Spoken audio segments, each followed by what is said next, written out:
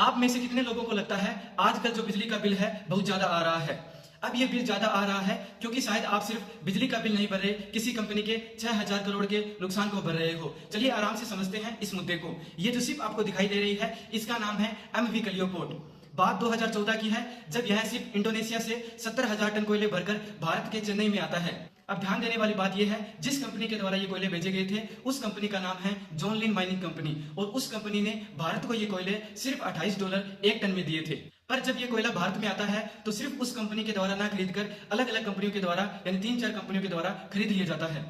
टेंगडेको उस कंपनी का नाम है जो बिजली बनाती है, और इसी के साथ Supreme Union Investor, Trust Commodity, Pan Asia Trade Link Private Limited और भी कंपनियां जिन्होंने बीच में खरीदा और बेचा था। मतलब जब ये कोयला भारत में आता है तो एक कंपनी के द्वारा $28 में खरीद लिया जाता है और उस कंपनी के द्वारा इसको महंगा कर किसी दूसरी कंपनी को बेच दिया जाता है, और उस दूसरी कंपनी द्वारा इसको और महंगा कर किसी तीसरी कंपनी को बेच दिया जाता है, और इस प्रकार लास्ट में अडानी कंपनी के द्वारा इन कोयलों को $92 के हिसाब से टेंगडेको कंपनी को बेच दिया जाता है। अब बिजली बनाने वाली कंपनी कहती है कि हमें कोयला बहुत महंगा मिलता है और हमारी कंपनी 6000 करोड़ के नुकसान में चली गई है, इसी वजह से हमने बिजली महंगी कर दी है और इसकी भरपाई आप और हम कर रहे हैं।